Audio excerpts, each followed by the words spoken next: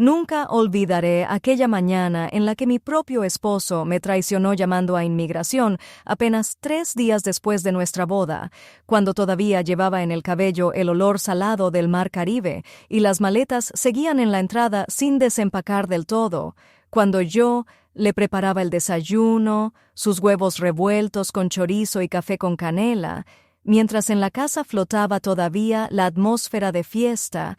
El aroma de las flores que su madre me había regalado se mezclaba con el olor de la comida y el murmullo del televisor, donde hablaban sobre la nueva orden ejecutiva del presidente Trump contra la invasión nacional y las deportaciones aceleradas, palabras que me parecían lejanas hasta ese momento y que de pronto se convirtieron en mi propia sentencia, porque justo entonces sonó el timbre de la puerta, fuerte e insistente como un golpe directo al corazón, y yo, secándome las manos con una toalla, caminé a abrir sin sospechar que detrás del umbral ya estaba mi destino, vestido de negro con insignias de ICE y uniformes grises de la Guardia Nacional, con rostros implacables y carpetas en mano, y cuando escuché que pronunciaban mi nombre, María González, aún pensé que debía ser un error, una confusión absurda, pero ellos ya estaban dentro mostrando papeles con sellos oficiales y citando la nueva orden de deportación inmediata sin audiencia judicial, esa Executive Order 1459 de la que acababan de hablar en las noticias. Y en ese instante giré la cabeza hacia la mesa donde estaba Roberto, mi esposo, mi supuesto protector, el hombre que juró cuidarme, y su rostro permanecía igual de sereno, incluso extraño, en su frialdad, como si todo aquello fuera parte de un plan perfectamente calculado. No se levantó, no se sorprendió, no preguntó nada, solo me observaba mientras yo me aferraba al marco de la puerta sin poder respirar, y él bebía su café a sorbos tranquilos, y sentí que el mundo se derrumbaba a mi alrededor, que las paredes se estrechaban, que mis piernas ya no me sostenían, y cuando uno de los agentes se acercó y me puso las esposas metálicas y heladas, yo grité, ¿tú sabías de esto?, esperando que al menos dijera no, que en sus ojos viera miedo o desconcierto, pero su silencio fue la peor respuesta, un silencio más doloroso que un golpe, más cortante que un cuchillo, porque dentro de ese silencio estaba la confesión de su traición, y en ese momento comprendí que todo lo que había construido durante años, mis ahorros, mis jornadas dobles, mis esperanzas de un futuro,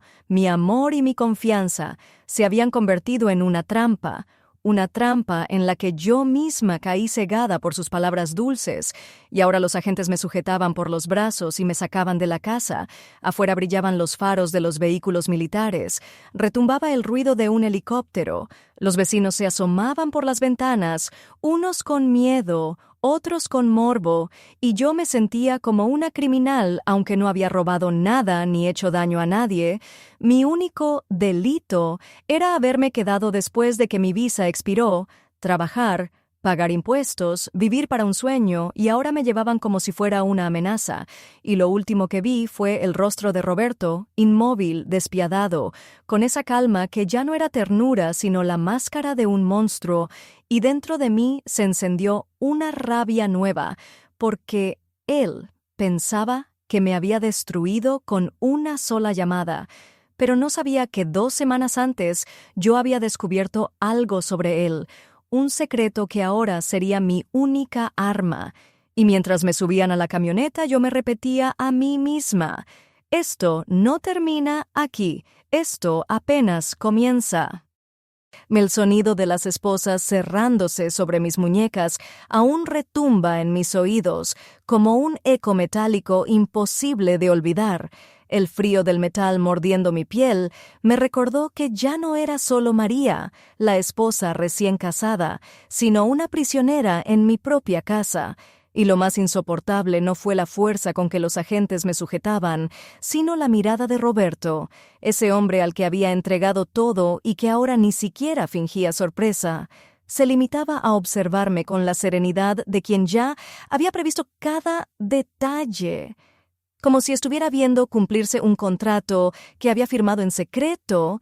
Yo quería gritarle que detuviera aquello, que explicara, que defendiera a la mujer con la que había compartido cama apenas anoche, pero mis palabras quedaban ahogadas en la garganta mientras el olor del café recién hecho seguía flotando en el aire, mezclado con el del chorizo que todavía chisporroteaba en la sartén, un contraste absurdo entre la rutina doméstica y la catástrofe que se desataba en ese instante. Los agentes entraron con pasos firmes. Uno de ellos revisó rápidamente la sala, otro subió las escaleras con arma en mano, y yo apenas podía entender qué buscaban, porque repetían frases cortas en inglés: Order of Expedited Removal, Executive Order al Quarter 159, términos que ya había escuchado en las noticias, pero que jamás creí escuchar dirigidos contra mí, y cada palabra era como una sentencia escrita en un idioma que dominaba lo suficiente para comprender que no había escapatoria. Cuando intenté volver la cabeza hacia Roberto, él fingió un suspiro de resignación frente a los oficiales, incluso se levantó lentamente y dijo con voz tranquila: «¿Qué está pasando?» Esta es mi esposa, y esa actuación casi perfecta fue lo que me heló la sangre, porque ante ellos jugaba el papel del esposo confundido, pero en sus ojos, en esa chispa apenas perceptible, reconocí la sonrisa oculta de quien se siente vencedor, de quien sabe que todo salió como lo planeó. Y entonces entendí que la traición no había sido un arrebato. No, había sido un cálculo preciso, un plan ejecutado con frialdad, y que yo había sido ingenua creyendo en sus promesas. Los agentes me hicieron caminar hacia la puerta. Cada paso era más pesado que el anterior. Los sonidos de la casa se volvieron más nítidos, como si fueran recuerdos que trataba de retener. El hervor del café, el crujir del pan tostado, hasta el tic-tac del reloj en la cocina que marcaba las 8 en punto, hora en que normalmente me preparaba para ir al trabajo en el restaurante. Pero ese día mi destino no era servir mesas, sino ser servida como presa de un sistema que se alimentaba del miedo. Afuera, los vehículos brillaban bajo la luz del sol de Arizona, camiones oscuros con las letras ICE pintadas en blanco, soldados de la Guardia Nacional apostados en la calle como si mi captura fuera una operación militar, vecinos murmurando desde las ventanas. Una mujer mayor que me conocía del barrio se santiguó al verme salir esposada, y yo quería gritarle que no era una delincuente, que mi único crimen era haber soñado con quedarme, pero las lágrimas ya me nublaban la vista. Uno de los agentes me susurró en voz baja, casi humana: «Tienes derecho a una llamada», como si esa frase fuera suficiente para consolarme, y lo que más me dolió fue mirar hacia atrás y ver a Roberto tomando de la mano mi taza de café, bebiendo del mismo borde por donde mis labios habían pasado minutos antes, como si nada, como si esa fuera su victoria final, apropiarse no solo de mis ahorros y de mi confianza, sino de cada gesto cotidiano que habíamos compartido. Y mientras me empujaban hacia la camioneta, sentí que el aire me faltaba, no por miedo a la deportación, sino por el vacío brutal que deja descubrir que el enemigo no está afuera ni en los uniformes, sino sentado en tu propia mesa desayunando contigo. El trayecto en la camioneta fue un vacío interminable. El motor rugía y el aire acondicionado escupía un frío artificial que me calaba hasta los huesos. Pero lo que de verdad me helaba no era la temperatura, sino la certeza de que cada kilómetro me alejaba de mi vida. Miraba por la ventanilla enrejada y veía cómo se desdibujaban las calles que conocía, los murales latinos, la tiendita donde compraba tortillas, la escuela donde pensaba inscribir algún día a mis hijos, y todo se convertía en una sombra que quedaba atrás. Cuando finalmente llegamos al centro de detención, el olor a desinfectante me golpeó como una nube ácida. El sonido metálico de las puertas cerrándose detrás de mí era como una sentencia de acero. Me llevaron a una sala blanca, demasiado blanca, donde un oficial con gafas me pidió que firmara papeles. Hablaba en inglés rápido y mecánico. Yo apenas alcanzaba a entender fragmentos. Expedited removal, no court hearing, ICE custody. Y cuando me pusieron los formularios frente a los ojos, vi lo que jamás olvidaré. En la esquina superior derecha, bajo el espacio de informante anónimo, había un nombre que no debería estar ahí, el de mi propio esposo, Roberto Salazar, escrito con la misma caligrafía firme que yo había visto tantas veces en cheques y notas domésticas. Mis manos comenzaron a temblar tanto que la pluma casi se me caía. Un hormigueo me subió por los brazos hasta la garganta y sentí que me ahogaba. No podía respirar. El oficial me miró sin levantar una ceja, como si para él aquello fuera solo un trámite más, y me ordenó firmar en el recuadro inferior mi nombre completo, María González. Debajo de la acusación de presencia ilegal bajo la nueva orden ejecutiva 1459, el número frío de un decreto convertido en la herramienta con que el hombre al que amaba me había destruido, quise gritar que debía haber un error, que quizá alguien usó su nombre, pero entonces recordé su silencio en la sala, esa calma con la que bebía de mi taz, mientras me esposaban, y entendí que no había error, que él mismo había rellenado esos papeles, que la traición no era implícita sino explícita, estampada con su firma, con su letra, con su voluntad. Sentí que el mundo se inclinaba bajo mis pies y tuve que apoyarme en la mesa para no caer.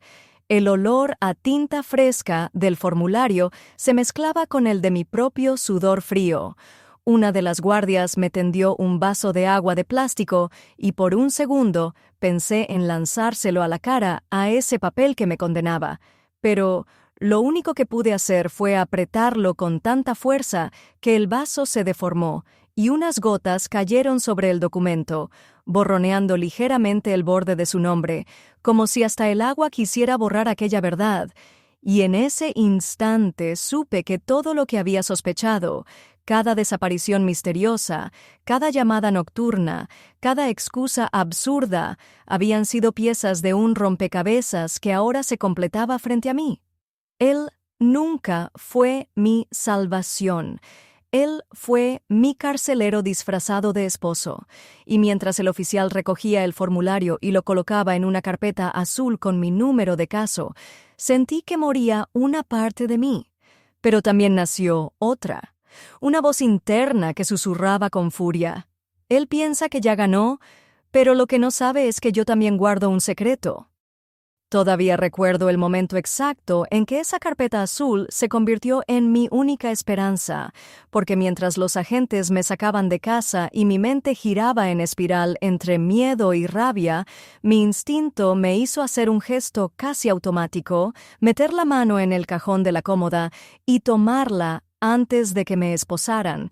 La apreté contra mi cuerpo como si fuera un simple cuaderno, pero en realidad, dentro de esas hojas estaba escondida la única prueba de que Roberto no era el hombre intachable que fingía ser. Y aunque en medio de los gritos y las órdenes nadie reparó en ese detalle, yo sabía que había cargado con algo que podía cambiar el curso de mi historia. Ahora en la celda fría del centro de detención, me senté en el catre de metal, con el corazón acelerado. El colchón olía a humedad rancia y el sonido lejano de otras puertas metálicas me recordaba a cada minuto dónde estaba. Saqué la carpeta lentamente de debajo de la chaqueta que me habían dejado. Mis manos temblaban y el crujido del cartón me sonó como un trueno en la quietud de la celda. La abrí y lo primero que vi fueron fotocopias de documentos que yo no había puesto ahí, extractos bancarios con transferencias que nunca hice, recibos de depósitos enviados a una mujer llamada Vanessa en Houston, mensajes impresos de correos electrónicos donde mi propio nombre aparecía mencionado como si fuera parte de un negocio, frases que me helaron. La inversión está asegurada. Cuando la deporten, recuperamos todo Y una línea que me atravesó como un cuchillo. Ella confía demasiado, no sospecha nada. Sentí náuseas, el aire se volvió espeso y me llevé la mano a la boca para no gritar, porque comprendí que no era un error ni un impulso, era un plan calculado desde el principio, un fraude en el que yo era la pieza central, y lo más irónico era que aquella carpeta, que había estado semanas olvidada entre cuentas de luz y papeles de la casa, se transformaba ahora en un arma, en mi única defensa contra un sistema que bajo las nuevas leyes de Trump me veía solo como un número más para deportar rápido y sin derecho a juicio. Escuché pasos en el pasillo y cerré la carpeta de golpe. La escondí bajo el colchón. Un miedo visceral me recorrió porque si los guardias la descubrían, podrían quitármela, y entonces sí me quedaría sin nada. Pensé en Roberto sentado todavía en nuestra cocina, quizás revisando su correo, creyendo que todo estaba bajo control, ignorando que yo tenía en mis manos la prueba de su doble vida. Me repetí que debía resistir, que cada noche en ese lugar sería soportable si recordaba que llevaba conmigo esa verdad, y mientras el olor de la comida industrial del comedor llegaba a mi celda, arroz insípido y pollo recalentado, me juré a mí misma que algún día pondría esos documentos sobre la mesa de un juez que obligaría a todos a ver que no era solo una indocumentada más atrapada en la maquinaria de deportación, sino la víctima de un engaño tan cruel que ni las leyes más duras podían ocultar. Cerré los ojos y sentí el cartón áspero bajo mis dedos, la carpeta azul respirando como si tuviera vida propia, y supe que dentro de ella latía la única chispa de justicia que me quedaba. Fue 2 semanas antes de mi arresto cuando descubrí los correos en la computadora de Roberto, un hallazgo que en ese momento me dejó confundida y que ahora, desde el centro de detención, entendía como la pieza que completaba el rompecabezas. Recuerdo que él había salido diciendo que debía reunirse con un cliente, y yo, cansada de esperar para imprimir un documento, encendí su laptop que había dejado sobre la mesa. La pantalla brilló en la penumbra del comedor y me golpeó con el reflejo azul de inicio de sesión.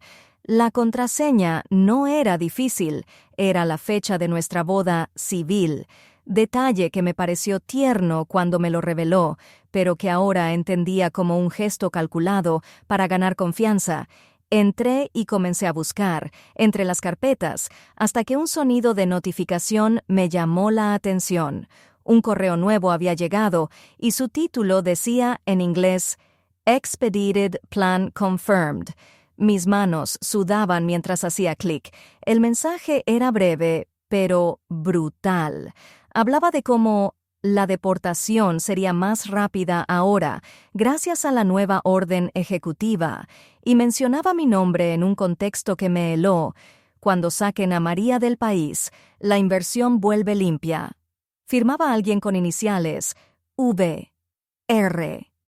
Y aunque en ese momento dudé, al seguir leyendo descubrí cadenas enteras de correos con esa misma mujer, Vanessa, donde hablaban de números de cuenta, de propiedades a mi nombre pero registradas bajo su control, de transferencias que coincidían con las cifras que luego vi en la carpeta azul. El olor del café que yo misma había dejado preparado en la cocina se mezclaba con el zumbido del refrigerador y el clic de mis propios dedos sobre el teclado. Una escena doméstica que escondía la traición más grande de mi vida. Cada línea escrita en esa pantalla era como un puñal que confirmaba lo que yo no quería creer. Frases como, ella cree que es amor, pero es negocio. O, esperemos que Is actúe pronto. Los militares ya están listos para reforzar. Me hicieron comprender que no era solo un engaño personal, era una estrategia apoyada en las leyes más duras que acababan de entrar en vigor. Usaban el lenguaje frío de la política para convertir mi vida en mercancía. Sentí un mareo y tuve que apoyarme en la mesa. El brillo de la pantalla parecía burlarse de mí. En la esquina superior había un archivo adjunto con un formulario parcialmente rellenado con mis datos.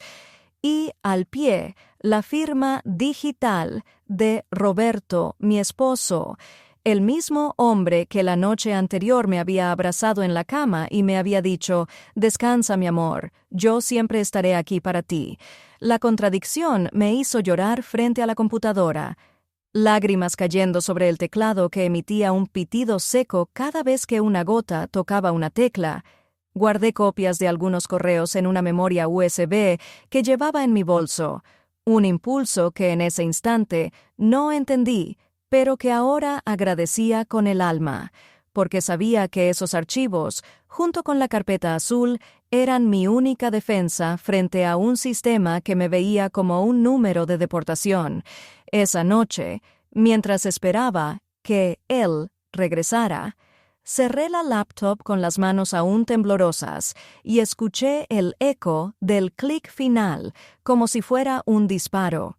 Lo miré entrar después con la sonrisa de siempre, preguntando si quería cenar algo, y yo fingí normalidad, fingí que no había visto nada, pero dentro de mí ya había nacido la semilla de la sospecha, una semilla que germinaría demasiado tarde, justo cuando los golpes en la puerta y las luces de los vehículos me recordaron que todo lo que había leído no eran simples palabras en una pantalla, sino la sentencia escrita de mi propio destino.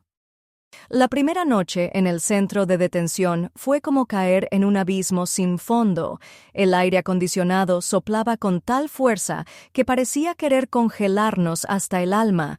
El colchón delgado sobre la litera de metal estaba húmedo y olía a plástico viejo. Cada sonido de la puerta al cerrarse resonaba como un trueno en la oscuridad. Y aunque había otras mujeres en la celda, la soledad me devoraba porque sabía que ninguna de ellas podía aliviar la herida de la traición que llevaba clavada en el pecho.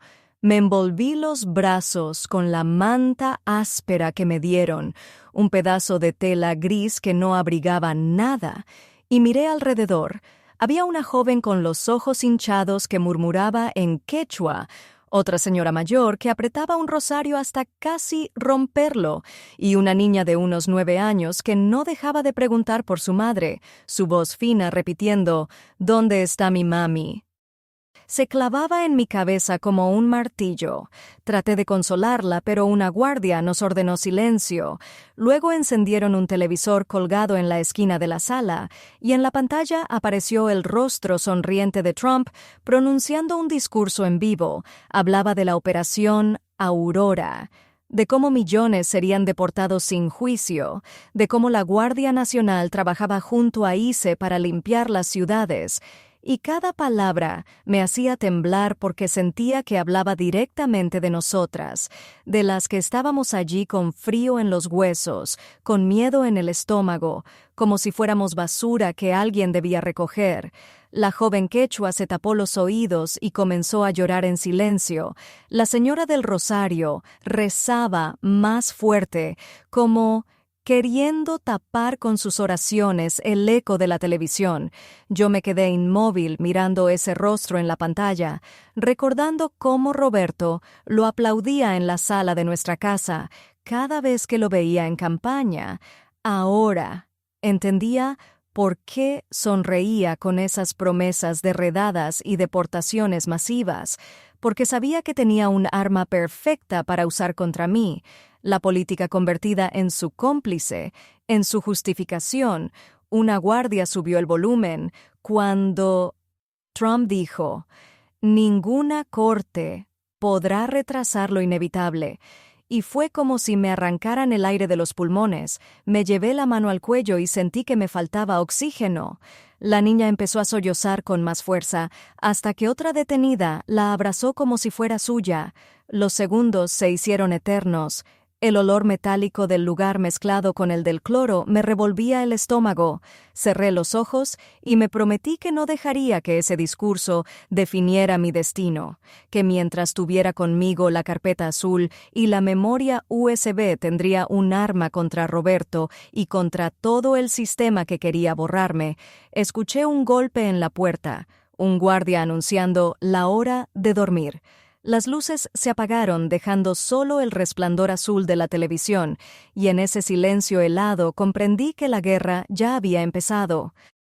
No solo contra él, sino contra todo lo que representaba ese nuevo país que me rechazaba, y con el corazón acelerado repetí en mi mente como un mantra: yo no soy un número, no soy un caso, soy una historia, y todavía no termina. Con los ojos cerrados en aquella litera fría del centro de detención, traté de recordar el día en que conocí a Roberto, como si al volver a ese momento pudiera entender en qué instante me equivoqué. Fue en el restaurante donde trabajaba como mesera, un lugar pequeño, con olor permanente a grasa y especias, donde las mesas de madera siempre tenían manchas de salsa aunque las limpiáramos 10 veces al día. Esa tarde yo llevaba 8 horas sirviendo platos de enchiladas y sopas calientes, el delantal pegajoso de tanto correr de un lado a otro y los pies ardiéndome dentro de los zapatos gastados. Cuando él entró, todo pareció detenerse. Traía una camisa blanca planchada, un reloj que brillaba bajo la luz amarilla y una sonrisa que desarmaba. Se sentó en una mesa cerca de la ventana y me pidió en español con un acento firme un café negro, nada más. Su voz tenía un tono grave que me hizo mirarlo 2 veces. Yo estaba acostumbrada a clientes groseros, a hombres que hacían comentarios pesados cuando me inclinaba para dejar un plato, pero él fue distinto. Agradeció el café con un «gracias, señorita», que sonó sincero. Durante semanas regresó al restaurante siempre a la misma hora. Pedía lo mismo, café y a veces un trozo de pastel. Y poco a poco comenzamos a hablar, primero de cosas triviales, el clima, el tráfico, luego de mis horarios, de cómo extrañaba a mi familia en México, y él escuchaba con una atención que nadie me había dado en mucho tiempo. Recuerdo la primera vez que me llevó una rosa envuelta en papel periódico. El olor a flor fresca se mezcló con el de la comida recalentada de la cocina y me hizo sentir por un segundo que mi vida podía ser diferente. Una noche me esperó a la salida del turno. Yo salía cansada con la espalda doblada y él estaba apoyado en su coche. Un sedán gris limpio como recién lavado. Me abrió la puerta como en las películas y me dijo: «No deberías caminar sola a estas horas, déjame llevarte». Acepté porque su mirada no tenía amenaza sino calidez. Y durante el camino habló de su trabajo en bienes raíces, de cómo ayudaba a familias a comprar casas, palabras que me sonaron a estabilidad, a futuro, a todo lo que yo soñaba. Con el tiempo sus visitas se hicieron parte de mi rutina. Ya no era un cliente, sino alguien que me esperaba, alguien que me preguntaba si había comido, si estaba cansada, alguien que me hacía reír cuando el jefe nos gritaba, y yo, que había aprendido a desconfiar, empecé a bajar la guardia, los olores del restaurante, el sonido de platos chocando, la grasa chisporroteando en la parrilla, se volvieron el telón de fondo de una historia que yo confundí con un milagro. Ahora desde la celda me pregunto cómo no vi las señales, cómo no noté que detrás de esa sonrisa había un cálculo, que cada palabra amable era una inversión en mi confianza, que cada gesto caballeroso era una semilla plantada para cosechar después mi entrega total. Pero en ese entonces yo solo veía a un hombre distinto a todos. Alguien que me hacía sentir importante, que me decía: «Tú mereces más que estar sirviendo mesas». Y yo le creí tanto que cerré los ojos a las dudas y abrí de par en par las puertas de mi vida, sin imaginar que un día esas mismas puertas se abrirían para dejar entrar a los agentes que me arrancarían todo. Una señora de manos firmes y mirada dulce me abrazó como si me conociera de toda la vida. «Bienvenida, mija», me dijo, y ese diminutivo fue como una caricia en el alma, porque hacía años que nadie me llamaba así. Su padre me estrechó la mano con firmeza, un hombre serio, pero cordial, y en la mesa, mientras servían platos rebosantes, todos me hicieron preguntas sobre mi familia, mis sueños, mis sacrificios, y yo respondía con nervios, pero también con alegría. Sentía que, al fin, Alguien quería escuchar mi historia, que no era un secreto vergonzoso, sino un testimonio de lucha. Roberto se mostraba atento, me servía agua antes de que la pidiera, me sonreía como confirmando que todo marchaba bien, y en medio de esa atmósfera cálida, yo dejé que mis defensas se derrumbaran. Después de la cena, su madre me tomó de la mano y me dijo en voz baja: «Eres buena muchacha. Cuida a mi hijo y él cuidará de ti». Esas palabras se me grabaron como una promesa sagrada. Y yo las creí. Tanto que al volver a casa esa noche me dormí con el corazón ligero, pensando que por fin había encontrado no solo un hombre, sino una familia que me aceptaba. Con el tiempo comenzaron a invitarme a reuniones, cumpleaños de sobrinos, navidades con risas y villancicos, y cada vez que entraba en esa casa, el olor a pan horneado, a café recién colado, a cera de velas, me hacía sentir parte de algo. Ya no era la extraña indocumentada que escondía su miedo bajo la sonrisa de mesera. Era la novia oficial de Roberto. Y cuando él me abrazaba delante de todos y me susurraba: «Cuando nos casemos tendrás tus papeles, ya no tendrás que preocuparte», yo me dejaba llevar por esa ilusión, porque en su voz no había dudas, porque en su mirada había convicción, o al menos yo quería verla. Ahora, desde el frío de esta celda, entiendo que lo que confundí con seguridad era cálculo, que lo que interpreté como amor era estrategia, pero en aquel entonces me cegaba la necesidad de creer, de confiar, de aferrarme a la idea de que mi sacrificio al venir a este país tendría recompensa, y cada abrazo de su madre, cada chiste de su padre, cada brindis familiar reforzaba ese engaño con la fuerza de una verdad indiscutible. No vi las sombras, no escuché las contradicciones, porque en mi corazón latía la esperanza de que había encontrado un lugar donde pertenecer, un lugar que en realidad nunca existió. El día de la boda todavía lo recuerdo como si hubiera sido una película en la que yo actuaba sin darme cuenta de que el guión estaba escrito para mi desgracia. Me levanté temprano, con el corazón acelerado, planché con cuidado mi vestido sencillo pero blanco como la espuma del mar. Y mientras lo sostenía con las manos pensaba en los años de sacrificios que me habían traído hasta ahí, las largas jornadas en el restaurante, las horas de limpiar casas ajenas, cada dólar ahorrado en sobres escondidos en la alacena. Todo convergía en ese instante en el que por fin me sentía segura, amada, parte de algo. Cuando llegué al salón comunitario decorado con flores de papel y luces cálidas, el olor a arroz con pollo que prepararon mis amigas se mezclaba con la música de un conjunto norteño que tocaba sin parar.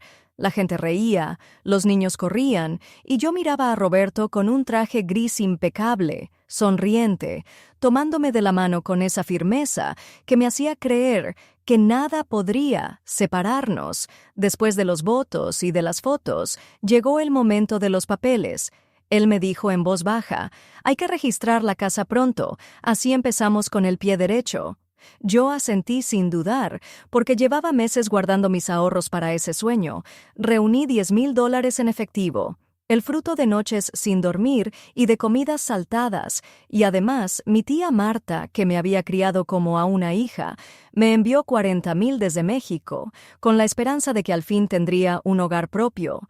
Recuerdo cómo entregué el sobre grueso a Roberto con las manos temblorosas de emoción. Sentí que estaba poniendo en sus manos no solo dinero, sino mi futuro entero. Él me sonrió y dijo: «Eres valiente. Confías en mí y no te fallaré». Esas palabras se me quedaron grabadas como tatuajes invisibles. Fuimos juntos a firmar unos documentos. Yo no entendía todos los términos legales, pero él me explicó con calma. «¿Cómo? ¿No tienes papeles todavía? La ley exige que el título esté solo a mi nombre, pero queda entre nosotros que la mitad sé tuya». Me enseñó un papel donde él mismo escribió de puño y letra una declaración de mi aportación. Lo firmó con un gesto solemne y yo Ingenua, lo guardé como si fuera una garantía irrompible. El olor de la tinta fresca me dio una falsa sensación de seguridad. Durante la fiesta bailamos, hasta que los pies nos dolieron. Bebimos cerveza y comimos pastel. Todos aplaudían a los recién casados y yo sentía que estaba tocando el cielo. En mi mente repetía que todo el sacrificio valió la pena, que las lágrimas de soledad, las horas de trabajo y el miedo constante a la deportación se desvanecían porque ahora tenía un esposo que me protegería, que me daría estabilidad, mientras en la pista sonaba una canción de amor y sus brazos me envolvían. Yo no veía que en realidad eran las cadenas más suaves de una trampa. Esa misma noche, al acostarnos, él me susurró que pronto iniciaríamos los trámites de mi residencia, que ya nada podría amenazarnos. Y yo cerré los ojos convencida de que mi vida por fin tenía un rumbo claro, sin imaginar que ese sobre con mis ahorros sería la llave con la que él mismo cerraría la puerta de mi libertad. La luna de miel en Cancún fue como vivir dentro de un sueño pintado de colores demasiado brillantes para ser verdad. El sol caía sobre la arena blanca como un espejo de fuego y el olor del mar mezclado con el de las cremas de coco impregnaba cada rincón. Roberto me tomaba de la mano mientras caminábamos por la orilla y yo sentía que cada ola borraba de mi memoria los años de miedo y sacrificio. En el hotel nos recibieron con copas de vino espumoso y una cama cubierta de pétalos rojos que olían a jardín recién regado. Yo reía como una adolescente porque nunca había tenido lujos así, y él me observaba con esa sonrisa segura que tanto me seducía. Durante el día explorábamos ruinas mayas, nadábamos en cenotes fríos como espejos profundos, cenábamos pescado fresco con limón y especias mientras la música de mariachis nos envolvía. Pero por las noches, cuando el silencio caía en la habitación, comenzaron las pequeñas sombras. La primera vez que noté algo extraño fue cuando su teléfono sonó a medianoche, una vibración insistente sobre la mesa de noche que me despertó. Él se levantó rápido, tomó el aparato y salió al balcón. Escuché su voz baja hablando en inglés, frases cortas que no entendí del todo pero que sonaban tensas. Cuando volvió, me dijo que era un cliente nervioso por un contrato. Le creí aunque su tono todavía llevaba la rigidez de la discusión. Otro día, mientras yo me arreglaba para salir, noté que borraba mensajes con rapidez antes de mostrarme una foto nuestra en la pantalla. Me dio un beso y cambió de tema. Yo sentí una punzada en el pecho, pero me obligué a callar. No quería arruinar lo que debía ser la semana más feliz de mi vida. Me repetía que todos los hombres de negocios tenían secretos de trabajo, que no era justo sospechar de quién acababa de casarse conmigo.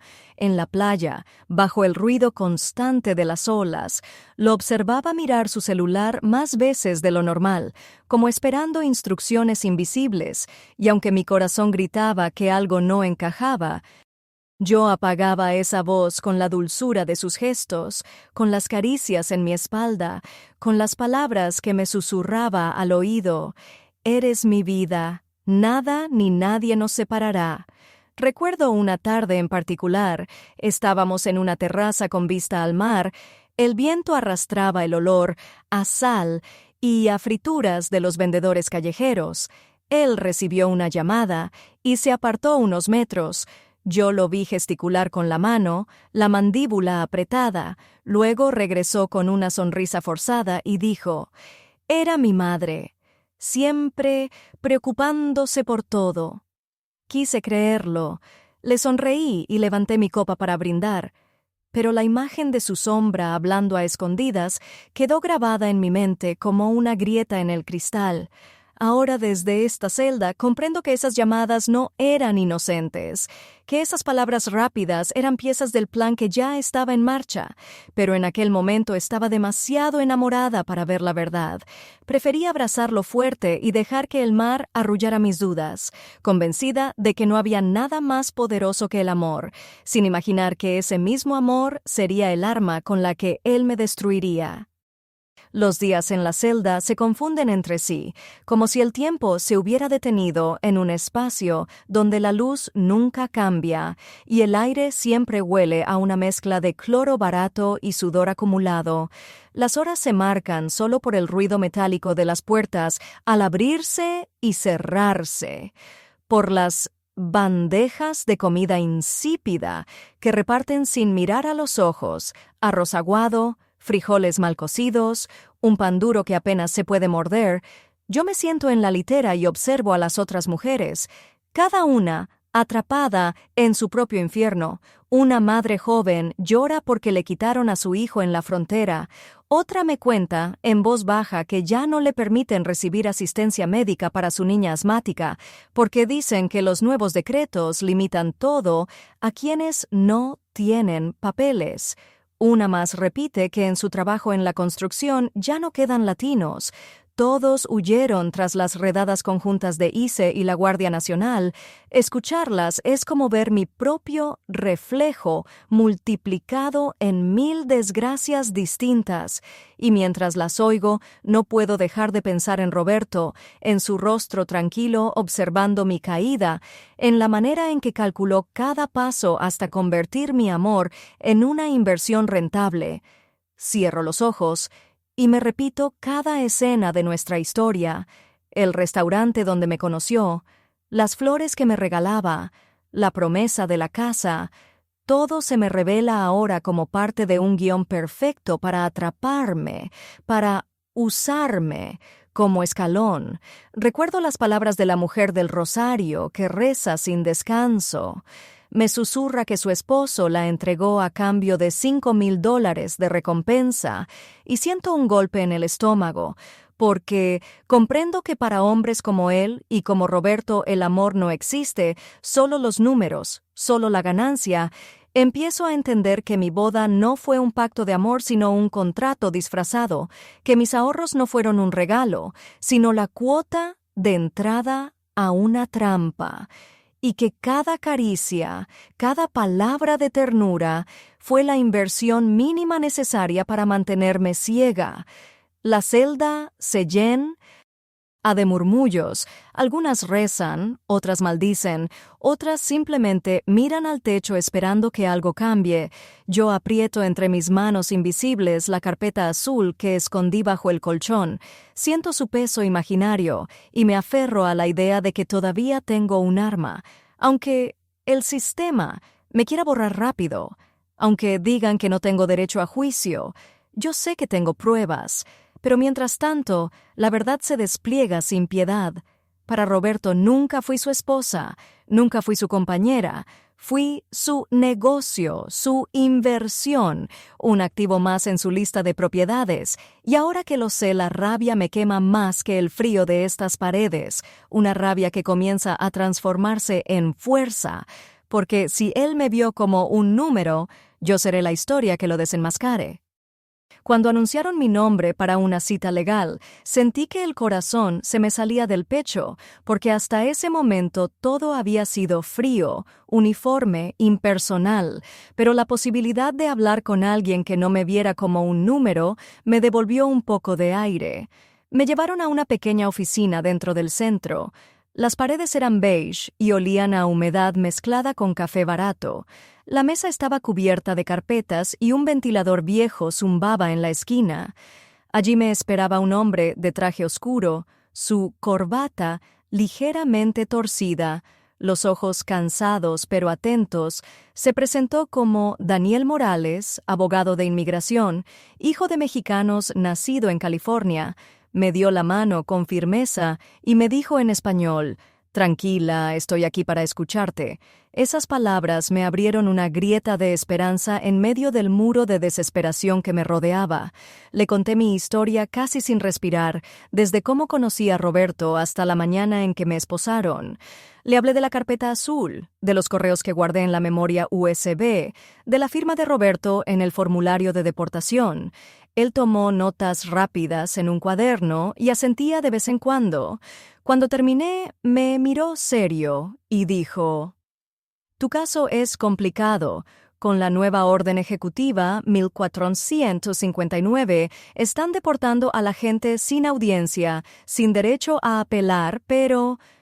Hizo una pausa y sus ojos brillaron como si guardara un as bajo la manga. Existe una opción, la visa U, para víctimas de crímenes, si podemos demostrar que fuiste víctima de fraude, de conspiración, de violencia psicológica y que colaboras con la fiscalía, podríamos detener tu deportación. Al escuchar eso, mis manos comenzaron a temblar, porque por primera vez alguien ponía la palabra víctima en mi boca y no delincuente, porque por primera vez alguien me daba un camino que no era solo resignarme a ser subida a un avión fantasma, rumbo a un país que ya no reconocía como hogar. Daniel me explicó que necesitaríamos pruebas sólidas, testigos, documentación que confirmara que todo lo que había vivido no era una excusa, sino una realidad. Pensé en la carpeta azul, en los correos impresos, en la firma de Roberto, y sentí que cada pedazo de ese rompecabezas era en realidad una llave para abrir la celda en la que estaba. Él me advirtió que no sería fácil, que el sistema estaba en mi contra, que muchos jueces seguían al pie de la letra la política de deportación inmediata. Pero también me dijo, «Tienes algo poderoso, la verdad». Sus palabras se me quedaron grabadas como un faro. Cuando salí de la oficina, el pasillo gris ya no me pareció tan interminable. El olor rancio del lugar no era tan insoportable, porque llevaba dentro una chispa de esperanza, pequeña pero ardiente, la chispa de que tal vez mi historia aún podía tener un giro, y mientras la guardia me conducía, de regreso a la celda, me prometí que lucharía, que no me rendiría, que convertiría cada lágrima y cada traición en el combustible para demostrar que yo no era solo un expediente más en la lista de deportaciones rápidas, que yo era una mujer engañada, pero también una mujer dispuesta a pelear. Cuando me permitieron hacer una llamada, lo primero que hice fue marcar el número de Alicia, mi amiga desde los primeros meses en este país, la que siempre me decía que desconfiara de las promesas demasiado dulces, la que me prestó dinero cuando no tenía para pagar la renta. Al escuchar su voz quebrada del otro lado, sentí que por fin tenía un hilo que me conectaba al mundo exterior. Le conté entre sollozos lo que había pasado, el arresto, las esposas, la firma de Roberto en el formulario, la carpeta azul escondida bajo el colchón, los correos en la memoria USB. Alicia guardó silencio unos segundos y luego me dijo con ese tono decidido que la caracterizaba: «Tranquila, yo voy a ayudarte, no estás sola».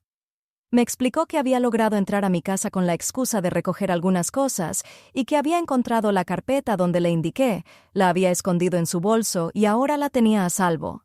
Escuché el ruido del tráfico detrás de su voz, los claxones de los coches, el murmullo de la ciudad, y sentí una punzada de alivio porque eso significaba que mis pruebas respiraban fuera de esas paredes, que Roberto aún no se había dado cuenta de lo que faltaba.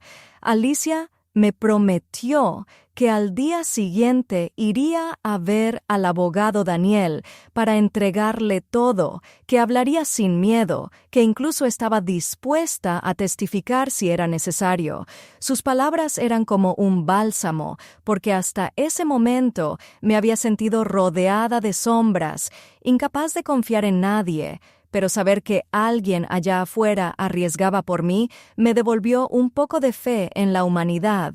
Recordé las veces que compartimos tortillas calientes en su pequeño apartamento, las risas, viendo telenovelas en la televisión vieja, la manera en que me abrazó la noche que le conté que me iba a casar con Roberto y ella me dijo: «Ojalá no te equivoques, amiga, pero si lo haces, yo estaré aquí».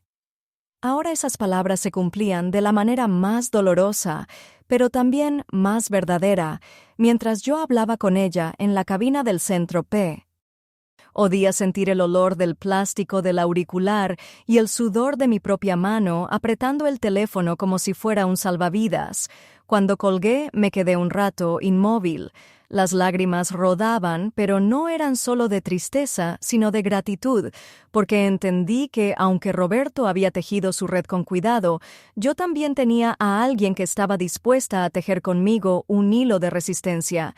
Y esa noche, al regresar a la celda, por primera vez recé con la señora del Rosario, no por mí, sino por Alicia, para que Dios la protegiera, porque sabía que al llevar esas pruebas al abogado estaba entrando en el mismo campo de batalla que yo, y en mi pecho sentí que ya no estaba completamente sola, que el primer paso hacia la verdad ya estaba dado.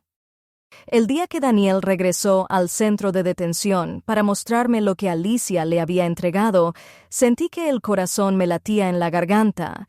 Entró con su maletín gastado y colocó sobre la mesa una carpeta que reconocí de inmediato, la misma azul que yo había escondido con desesperación. La abrió frente a mí y comenzó a sacar copias, fotografías impresas, extractos bancarios, correos electrónicos. Cada hoja desprendía un olor a tinta fresca mezclado con el polvo de las impresoras baratas, pero lo que más me estremeció fue ver un nombre repetido una y otra vez en esos documentos: Vanessa Rodríguez. En las transferencias aparecía como receptora de depósitos, en los correos firmaba con iniciales BR. Y en una foto impresa la vi abrazada a Roberto, sonriendo frente a una casa que reconocí porque era la misma que él me había prometido como nuestro futuro hogar. El aire en la oficina se volvió denso. Me llevé la mano a la boca para no soltar un grito. Daniel me observó con seriedad y me dijo: «Ella es más que una amante, parece su socia, su cómplice en todo el fraude». Pasé mis dedos por el papel como si pudiera borrar esas letras con solo tocarlas, pero estaban ahí, negras y definitivas. Vanessa, la mujer detrás de las sombras, la que había compartido mis ahorros, mi futuro, mis sueños. Comprendí que no era solo traición marital, era una conspiración completa, un plan ejecutado entre dos personas que jugaban con mi vida, como si fuera una ficha en un tablero. Recordé las llamadas nocturnas en Cancún, las sonrisas fingidas de Roberto cuando escondía el celular. Todo cobraba sentido. Esas palabras rápidas en inglés no eran clientes nerviosos, eran mensajes para ella, para coordinar el momento en que yo quedaría atrapada.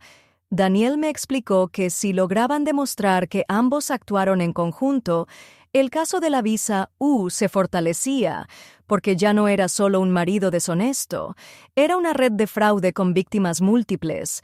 Sus palabras sonaban como un rayo de luz en medio de la oscuridad, pero al mismo tiempo un dolor punzante me atravesaba, porque en mi mente se mezclaban imágenes de Roberto diciéndome «te amo», y de esa foto donde sonreía con Vanessa frente a lo que debió ser mi casa, me sentí engañada en todos los niveles posibles, como mujer, como compañera, como inmigrante, como ser humano.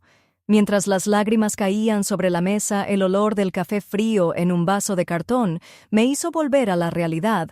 Daniel guardó los papeles con cuidado y me dijo: «Este nombre, Vanessa, será clave». Ella no se imagina que su rostro y sus huellas están ahora en el expediente. Tarde o temprano la alcanzaremos. Asentí con la mandíbula apretada, porque entendí que mi lucha ya no era ese Olo contra Roberto, sino contra esa mujer que se había alimentado de mi confianza, y en ese instante me juré que aunque estuviera detrás de estas paredes, un día miraría a Vanessa a los ojos en una corte y le mostraría que no pudieron destruirme. Cuando Daniel volvió días después, su rostro mostraba una mezcla de cansancio y determinación. Me pidió que me sentara en la misma oficina pequeña con paredes beige y olor a café recalentado. Abrió su maletín y sacó un fajo de documentos nuevos. Me los colocó frente a los ojos y dijo en voz baja: «María, no eres la única». Sentí un escalofrío recorrerme la espalda mientras mis dedos rozaban las hojas. En cada una había una historia distinta, pero con el mismo patrón: mujeres de México, Honduras, El Salvador, Guatemala. todas con relatos que parecían copias del mío. Cada una había conocido a Roberto en diferentes momentos y bajo distintos disfraces, unas en restaurantes, otras en iglesias, otras a través de anuncios de trabajo. Todas habían entregado dinero, todas habían creído en promesas de matrimonio o de papeles, y todas habían terminado con una orden de deportación en la mano. Las pruebas mostraban transferencias bancarias a cuentas controladas por él y por Vanessa, copias de mensajes impresos donde aparecían frases idénticas a las que yo había leído en mi laptop. Cuando la deporten, recuperamos la inversión. Ella cree que es amor, pero es negocio. La repetición era tan brutal que me dieron ganas de vomitar. El aire en la sala se volvió irrespirable. El ventilador zumbaba, pero no lograba disipar el olor metálico del papel y de mi propio sudor frío. Levanté la mirada hacia Daniel y apenas pude susurrar: ¿Cuántas somos? Él respondió: hemos confirmado 7, pero podrían ser más.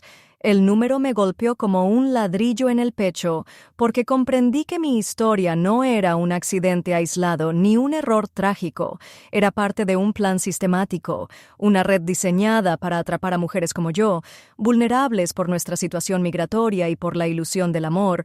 Daniel agregó que algunas de esas mujeres ya habían sido deportadas bajo la nueva orden ejecutiva y que probablemente no volverían a ver a sus hijos, que quedaron aquí. El dolor en mi pecho se mezcló con una rabia que me hacía apretar los dientes.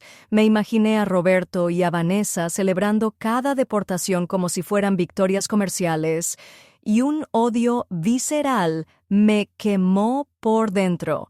Pero al mismo tiempo una fuerza nueva comenzó a crecer, porque si éramos varias, entonces no estaba sola, y esa red de dolor podía transformarse en una red de resistencia.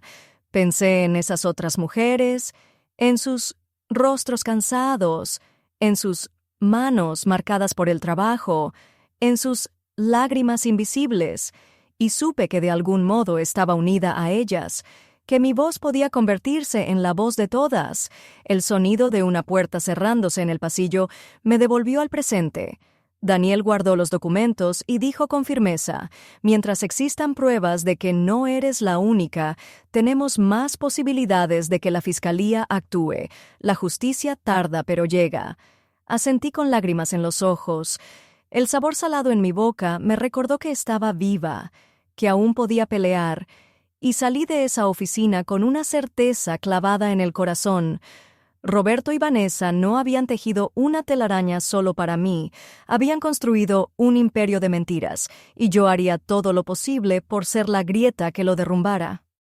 Nunca olvidaré el día en que la madre de Roberto entró al centro de detención para verme. Me avisaron que tenía visita y pensé que sería Alicia o tal vez el abogado, pero cuando la vi detrás del vidrio, sentí que el corazón me daba un vuelco. Era una mujer de cabellos grises, recogidos en un moño apretado, la misma que me había abrazado con calidez el día que me llamó mija, y me abrió las puertas de su casa con un plato de frijoles recién cocidos. Ahora estaba frente a mí con el rostro desencajado, los ojos rojos de tanto llorar y un fajo de papeles en las manos. Cuando me senté frente a ella y tomé el auricular, la escuché decir entre sollozos: «Perdóname, hija, yo no sabía lo que mi hijo estaba haciendo». Sus palabras me atravesaron como cuchillos porque nunca había imaginado que llegaría a ver a esa mujer quebrada por la vergüenza. Me mostró los documentos que llevaba, hojas arrugadas con manchas de humedad, algunas con notas escritas a mano en tinta azul. Eran copias de contratos, transferencias, cartas donde aparecían nombres de otras mujeres y cantidades de dinero. Me explicó que los había encontrado en una caja fuerte escondida en el garaje, que sospechó cuando notó que Roberto y Vanessa hablaban en clave delante de ella, y que al descubrir esas pruebas sintió que se le caía el mundo. No puedo protegerlo, no puedo callar, lo que hizo es imperdonable.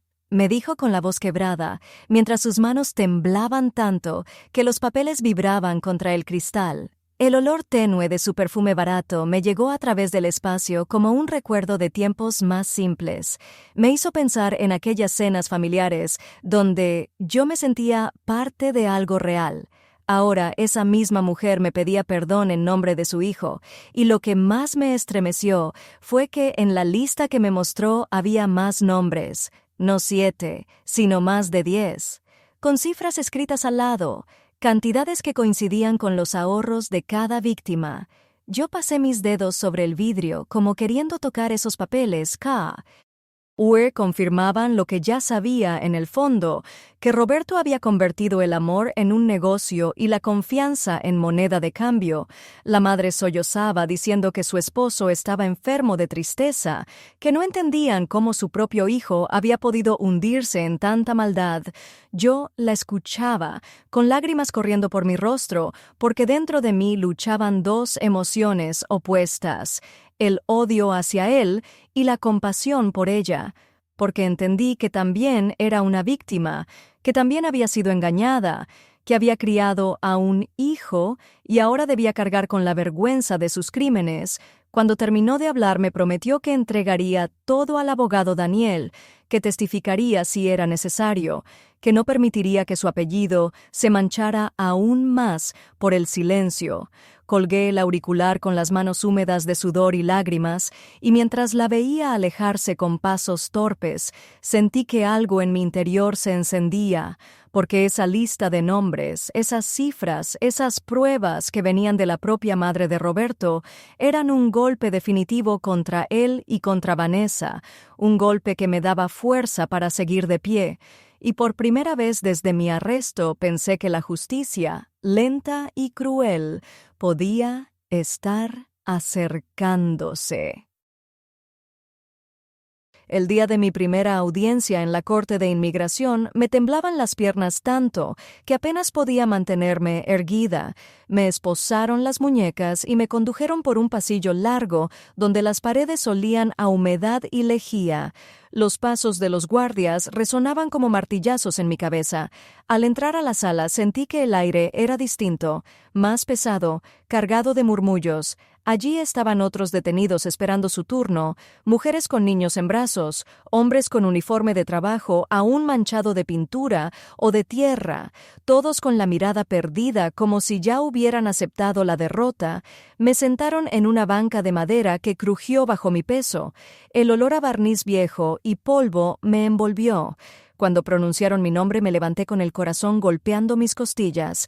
Al frente vi al juez, un hombre de traje oscuro con gafas gruesas. Su expresión era severa y fría. A su lado estaba el fiscal de inmigración con un montón de carpetas en la mesa. Y detrás de mí escuché la voz firme de Daniel, mi abogado, que me susurró: «Respira, di la verdad». El juez comenzó hablando en inglés con frases que se me clavaban como agujas. Expedited removal, executive order, no right to hearing.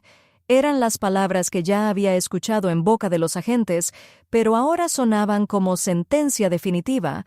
Daniel se levantó y pidió la palabra. Explicó que yo no era una simple inmigrante en situación irregular, que era víctima de un fraude planificado. Mostró algunos documentos de la carpeta azul, mencionó los nombres de otras mujeres, incluso entregó la lista que la madre de Roberto había revelado.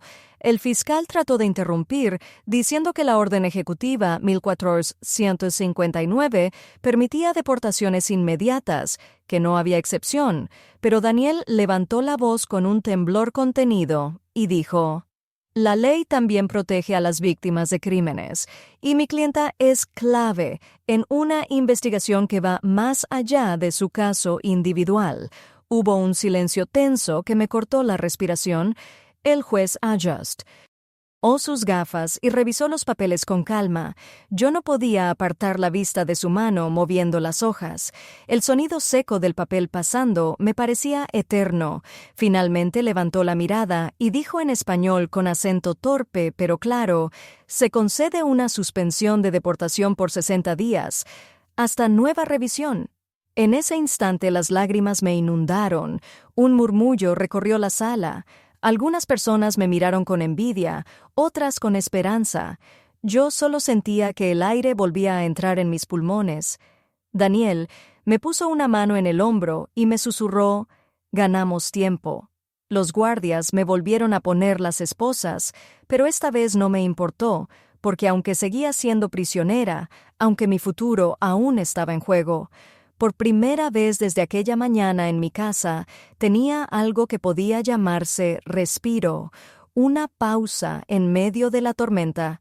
60 días para demostrar que no era una delincuente, sino una víctima. 60 días para preparar la verdad que pondría a Roberto y a Vanessa frente a la justicia.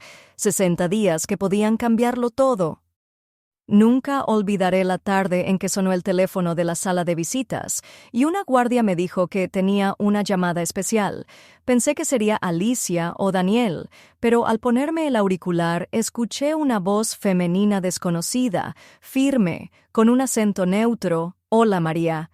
Y de inmediato supe que era ella, la mujer de los correos, la que aparecía en las fotos junto a Roberto, la que había recibido las transferencias. Vanessa, mi estómago se contrajo como si hubiera tragado un puñado de hielo. Ella no tardó en ir al grano. «Sé que estás asustada, sé que el sistema está contra ti, pero podemos ayudarte. Si cooperas». Su tono era suave, casi maternal, pero debajo se escondía una amenaza. Me habló de dinero, $50,000 en efectivo entregados a quien yo eligiera fuera del centro, a cambio de que retirara mis denuncias, de que guardara silencio en la investigación. «Tú no ganas nada con seguir luchando, María. Al final te van a deportar igual. Mejor vete con algo en las manos». Sus palabras me golpearon como látigos. Sentí el olor plástico del auricular mezclado con el sudor de mi palma y pensé en mis años trabajando por cada dólar, en los ahorros que le entregué a Roberto, en la casa que nunca sería mía, y tuve ganas de gritarle que su dinero era basura. Pero ella siguió hablando con calma venenosa. «Mira, tú eres ilegal, y con las nuevas leyes no tienes derecho a nada. ¿Qué te hace creer que un juez te va a proteger? Nosotros, en cambio, te ofrecemos seguridad, un nuevo comienzo lejos de aquí».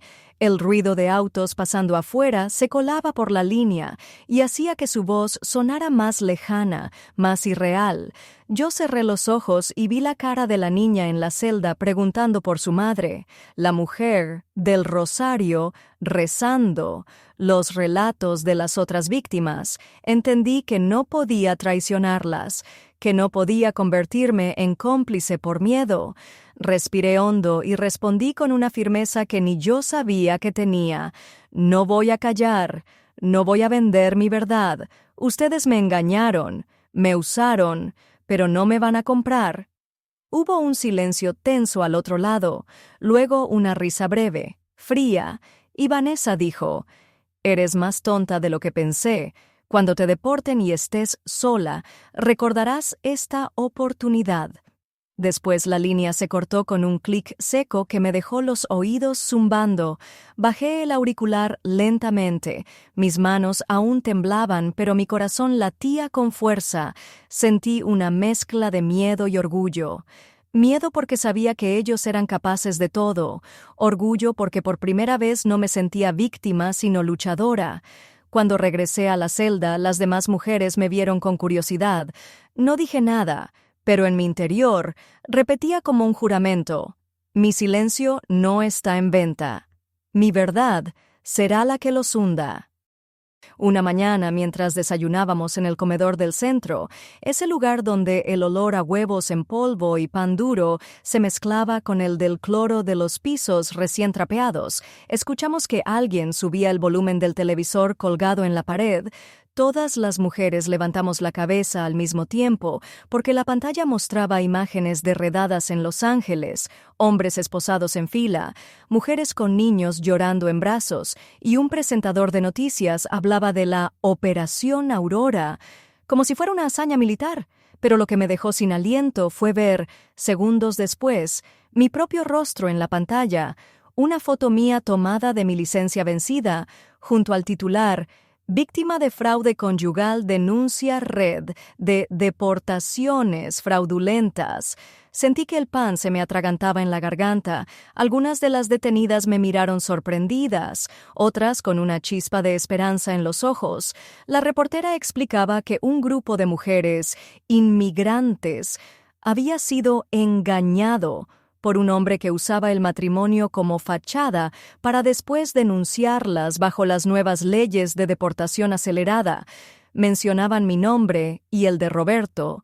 Hablaban de transferencias a una mujer llamada Vanessa y mostraban extractos de correos que Alicia y Daniel habían entregado a la prensa. La sala se llenó de murmullos. Una joven hondureña me tocó el hombro y dijo: «Eres valiente, hermana, gracias por hablar». Y yo sentí que las lágrimas me caían sin poder detenerlas, no de tristeza esta vez, sino de una emoción distinta, la certeza de que mi historia ya no era solo mía, que estaba afuera, que otras personas la escuchaban, que tal vez podía servir de escudo para tantas como yo. Los guardias se incomodaban porque las mujeres comenzaron a aplaudir. Algunas gritaron que querían contar sus casos también. El presentador continuaba diciendo que la economía ya mostraba efectos de la política, que más de 1 millón de inmigrantes habían abandonado el mercado laboral en los últimos meses, que en las granadas faltaban manos, que en los hospitales faltaban enfermeras, y yo escuchaba todo con el corazón dividido entre la rabia y el orgullo. Rabia porque mi dolor se convertía en espectáculo, orgullo porque esa exposición podía ser la luz que necesitábamos.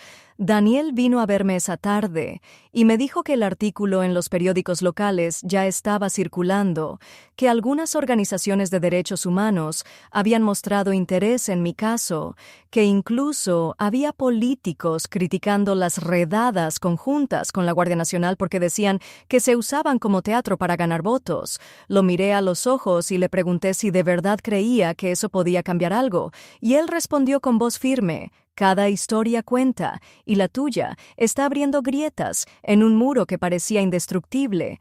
Regresé a mi celda con el eco de esas palabras retumbando en mi cabeza, y mientras me recostaba en el catre frío, me abracé a mí misma y comprendí que, aunque Roberto había intentado borrar mi existencia con un formulario, ahora mi voz estaba más viva que nunca, amplificada en los medios, convertida en eco de tantas que todavía callaban. La noticia llegó como un murmullo que se fue expandiendo por el comedor del centro hasta que todas las detenidas hablaban de lo mismo: una fuga, un arresto en la frontera. Yo no entendía al principio hasta que una guardia encendió el televisor para acallar los rumores, y allí, en la pantalla, apareció su rostro. Roberto, el hombre que me había entregado, ahora con las manos esposadas y la camisa sudada pegada al cuerpo, detenido por agentes de la patrulla fronteriza mientras intentaba cruzar hacia México. Las imágenes lo mostraban cabizbajo, rodeado de militares con chalecos antibalas, y el presentador explicaba que había logrado cortar el brazalete electrónico de localización con el que estaba en libertad condicional, que había huido en un coche alquilado y que intentaba escapar por un tramo del desierto donde apenas unos meses antes habían instalado nuevas vallas y sensores como parte de la militarización de la frontera. Sentí un golpe en el pecho tan fuerte que tuve que apoyarme en la mesa.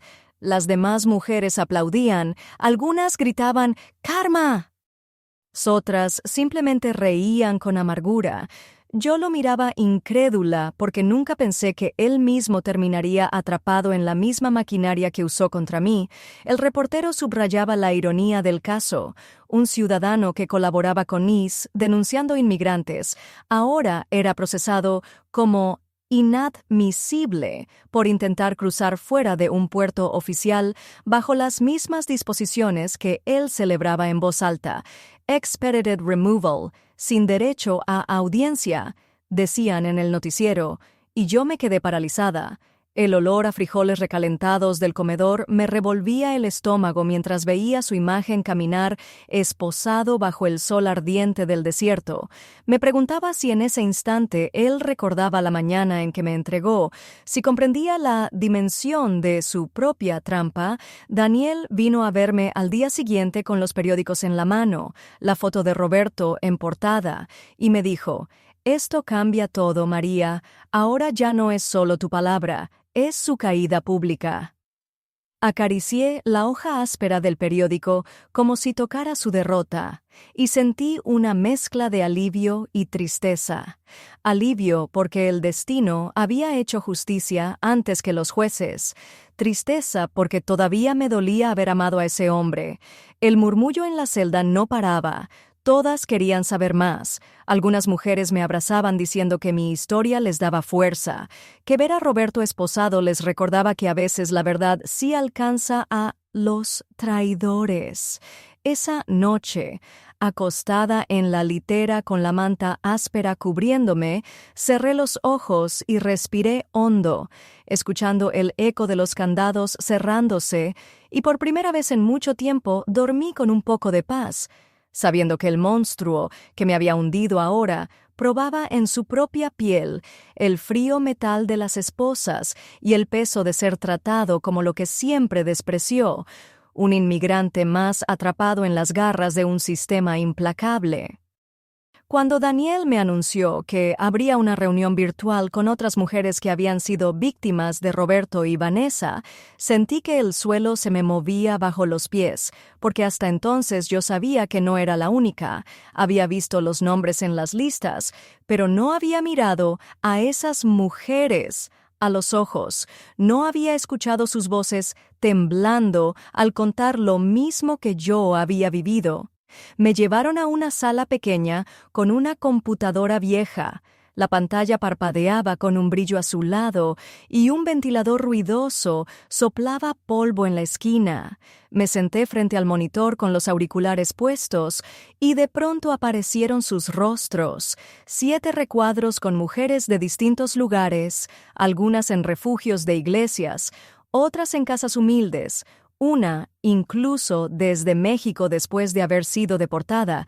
La primera en hablar fue Julia, una salvadoreña de ojos grandes que apenas pudo contener el llanto mientras decía: «Me prometió casarse, le di todo lo que tenía y después me entregó como si fuera basura». Su voz quebrada me atravesó el alma. Luego habló Camila desde Guatemala, mostrando papeles con la misma firma de Roberto.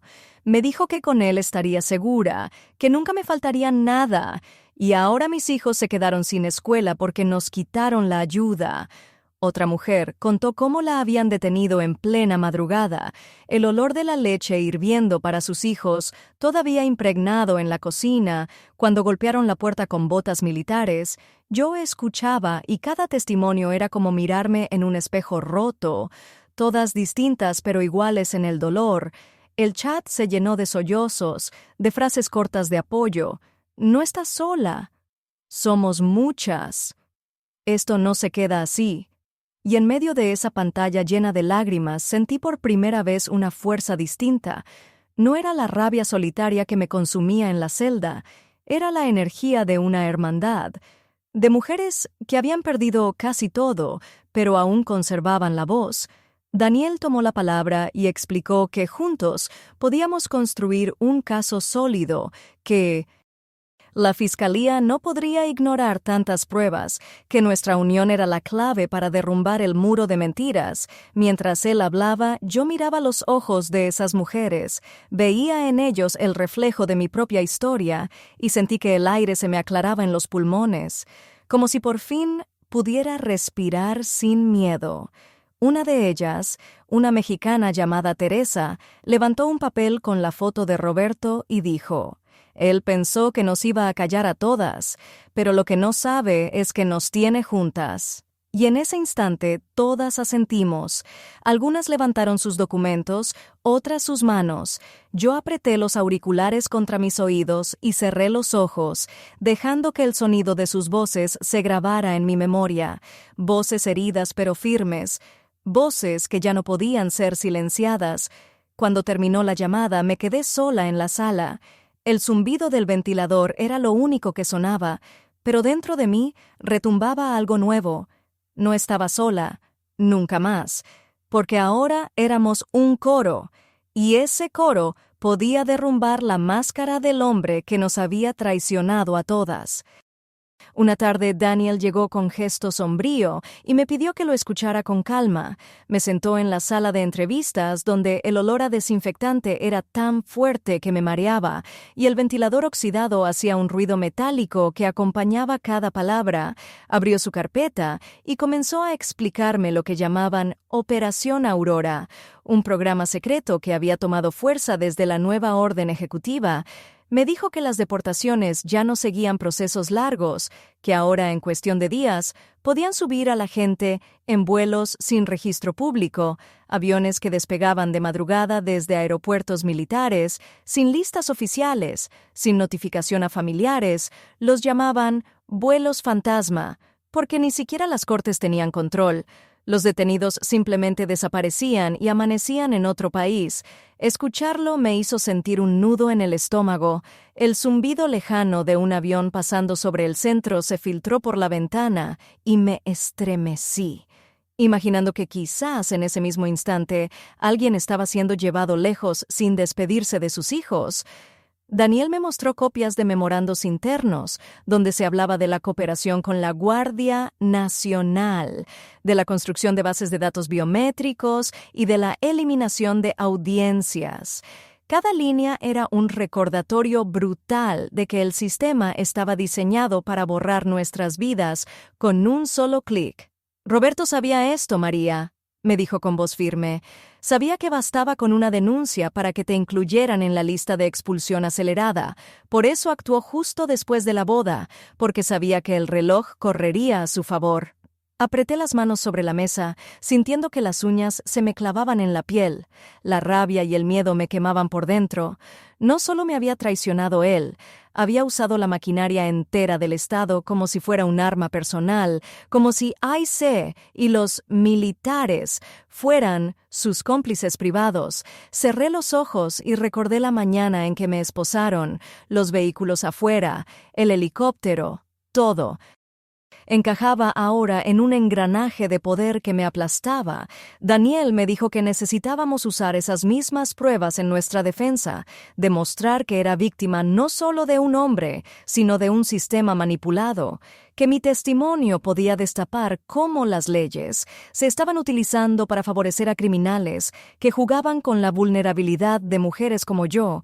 Lo escuchaba y sentía que la habitación se hacía más fría, que el aire me faltaba, pero también que una nueva fuerza crecía en mi interior, la convicción de que si habían intentado convertirme en un número anónimo, en un vuelo fantasma, yo me transformaría en una voz tan fuerte que resonara más allá de los muros de este centro.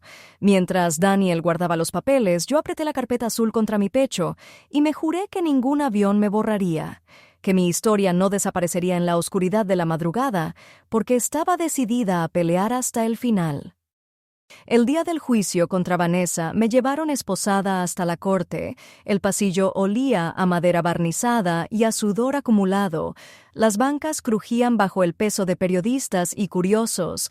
El murmullo era un zumbido constante que se interrumpió de golpe cuando la vi entrar. Con un vestido beige, demasiado sobrio para alguien que siempre había imaginado altiva. Llevaba el cabello recogido y los labios apretados. Trataba de aparentar calma, pero sus ojos la traicionaban.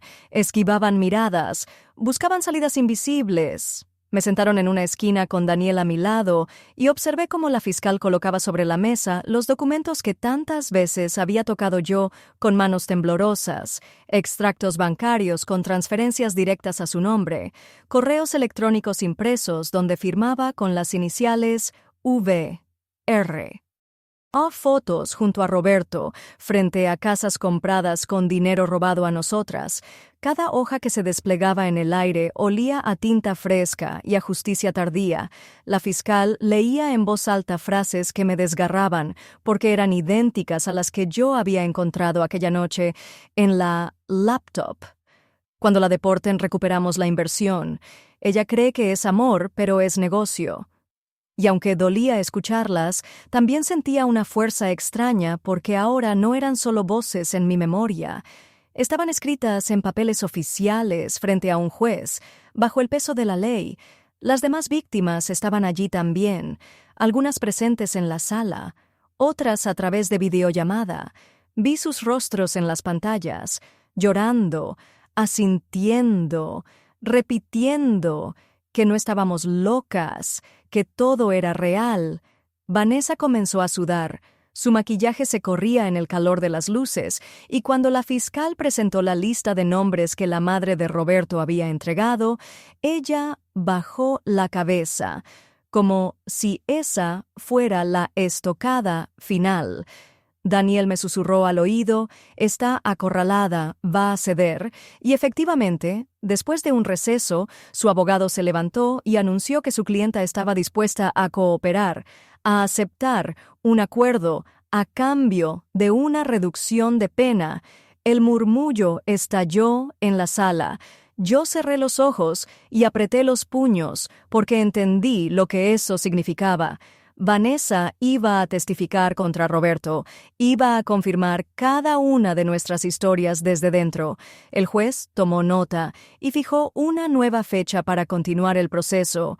La sacaron de la sala cabizbaja, con pasos lentos, y por primera vez no la vi como la sombra invencible que había destrozado mi vida, sino como una mujer rota que se sabía vencida. Cuando me devolvieron a la celda el olor a cloro y metal no me pareció tan opresivo, porque llevaba dentro una certeza nueva, que la telaraña de mentiras comenzaba a deshacerse y que, aunque todavía quedaba mucho camino, habíamos dado un golpe decisivo. Cuando abrieron las puertas de la sala y lo vi entrar esposado, con uniforme naranja y cadenas tintineando en los tobillos, sentí un estremecimiento recorrerme el cuerpo entero.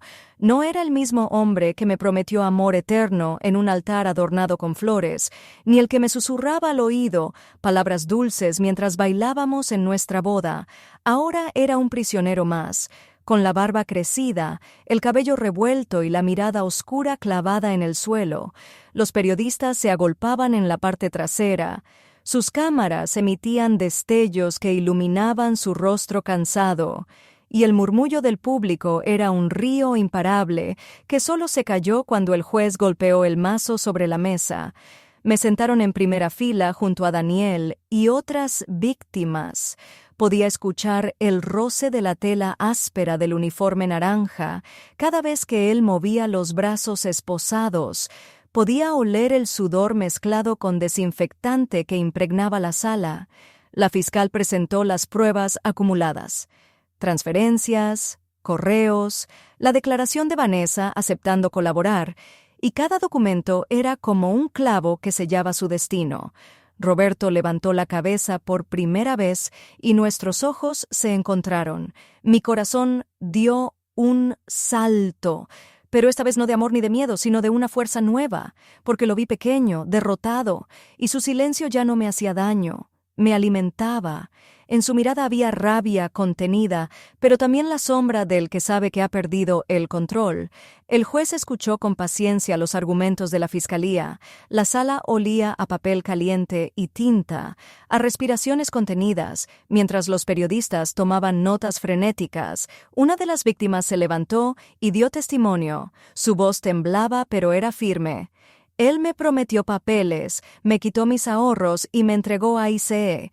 Y sus palabras resonaron como martillazos. Yo sentía cada frase como un eco de mi propia vida. Cuando llegó mi turno me levanté despacio. El uniforme gris del centro me quedaba grande, pero caminé con la frente en alto. Respiré hondo y leí Hablé directamente al juez, conté cómo me esposaron en mi propia casa, cómo Roberto bebía de mi taza de café mientras me llevaban, cómo descubrí su firma en el formulario de deportación y cómo la carpeta azul que había logrado salvar contenía la verdad. Mientras hablaba, noté que él desviaba la mirada, incapaz de sostener la mía, y en ese instante comprendí que la fuerza había cambiado de lugar, que ya no era yo la que temblaba bajo su poder, era él quien temblaba bajo el peso de la justicia. El juez aplazó la sesión para una nueva audiencia, pero el mensaje estaba claro. Roberto ya no era el cazador, era el casado. Cuando me devolvieron a mi asiento, sentí las lágrimas correr, pero no de dolor, sino de alivio. Y mientras lo sacaban escoltado, encorvado bajo el tintineo de las cadenas, yo lo seguí con la mirada sabiendo que aquella era la última vez que me vería como la mujer débil que creyó poder destruir, porque ahora era yo quien lo miraba con la calma de la que sabe que su enemigo está por caer. El golpe más grande llegó cuando Daniel entró a la sala de entrevistas con un sobre manila en la mano y un brillo extraño en los ojos, lo colocó sobre la mesa metálica y me dijo: «Prepárate, María, porque lo que voy a mostrarte cambia todo». Mis manos temblaron mientras él abría el sobre y sacaba copias de documentos oficiales, actas de nacimiento, registros de residencia, papeles que olían a humedad y a tinta vieja. Me acerqué para leer y no podía creer lo que veía. El nombre de Roberto, Salazar, no existía. Era un alias, una identidad fabricada a partir de documentos falsificados. En realidad había nacido en otro país, bajo otro apellido, y había usado papeles fraudulentos durante años para moverse como un ciudadano intachable. Sentí que el aire me faltaba, como si todo el peso de esa revelación me cayera en el pecho. La ironía era tan cruel que me mareé. El hombre que me había denunciado por indocumentada, el que me repitió tantas veces que sin papeles yo no valía nada, había vivido toda su vida escondido detrás de papeles falsos, un ilegal con traje y sonrisa de caballero. Daniel me explicó que la fiscalía descubrió la verdad gracias a la colaboración de Vanessa, que en su acuerdo había entregado copias de correos donde él mismo admitía la falsificación, que incluso había usado su falsa ciudadanía para obtener licencias y abrir cuentas bancarias. Los periodistas se enteraron, casi al mismo tiempo, y las noticias explotaron. En los titulares se leía: «El cazador era ilegal, fraude millonario descubierto». Las mujeres en la celda se acercaban a mí para contarme lo que escuchaban en las noticias. Una risa amarga corría entre nosotras, porque el destino parecía haberse encargado de desenmascararlo con la misma crueldad con que él nos había destruido. Me quedé mirando el sobre manila abierto sobre la mesa, el olor a papel viejo llenando la habitación, y recordé cada vez que me llamó ilegal, cada vez que me hizo sentir menos. Ahora la máscara caía y el monstruo quedaba desnudo. Un hombre sin nombre, un impostor que había construido su poder sobre mentiras. En la corte, la fiscal presentó esos documentos como la prueba final de su hipocresía, y mientras el juez escuchaba, yo lo observaba en silencio. Quería ver su reacción, pero él solo apretaba la mandíbula con los ojos clavados en el piso, incapaz de levantar la mirada, incapaz de sostener el peso de su propia farsa. Esa noche, de regreso en mi celda, me acosté en la litera fría y cerré los ojos. El zumbido lejano de un avión me recordó los vuelos fantasma, pero por primera vez no tuve miedo, porque sabía que si el hombre que me entregó había vivido con un nombre robado, yo, con mi verdad desnuda, era más real que él en toda su vida. El día de la última audiencia, la sala estaba llena. El murmullo de periodistas, activistas y curiosos se mezclaba con el olor a café recién servido y el papel caliente de las carpetas apiladas en la mesa del juez. Me sentaron en primera fila con las muñecas libres por primera vez desde que todo comenzó. Daniel a mi lado repasaba sus notas con el ceño fruncido, mientras yo respiraba hondo tratando de mantener la calma. La luz del mediodía entraba por las ventanas altas y se reflejaba en las gafas del juez, que hojeaba lentamente los documentos. Cada movimiento de sus manos era seguido por decenas de ojos expectantes.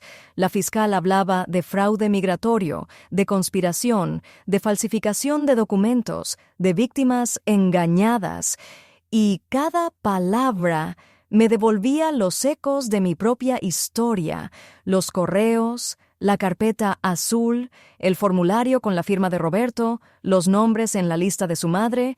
Todo estaba allí, convertido en pruebas oficiales, en piezas de un rompecabezas que ya nadie podía negar.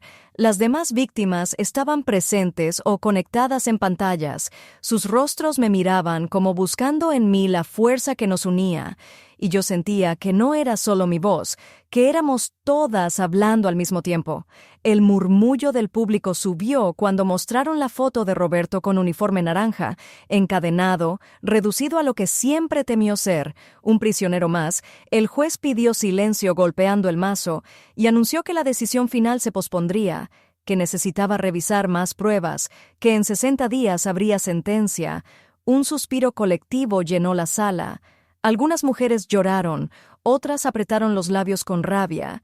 Yo me quedé inmóvil, con el corazón en la garganta, porque aunque no era el final que esperaba, comprendí que todavía había camino por recorrer, que mi destino seguía en suspenso. Al salir de la corte, los flashes de las cámaras me cegaron por un instante. Escuché a un periodista gritar: «María, ¿qué va a hacer si la deportan?». Me detuve, lo miré con calma, sentí el sol en mi rostro, el olor de la calle libre, el aire distinto al de las celdas, y respondí con una voz que ya no temblaba: «No importa lo que decidan, yo voy a seguir luchando, porque mi historia no termina aquí». Un silencio breve se apoderó de todos, luego el bullicio volvió, pero yo ya no lo escuchaba. Solo sentía dentro de mí la certeza de que aunque el juez aún no había hablado, aunque la sentencia estaba suspendida, mi voz ya era más fuerte que cualquier decreto, más fuerte que cualquier traición, y mientras subía al vehículo de traslado, repetí en mi mente como un juramento eterno: «Esto apenas comienza».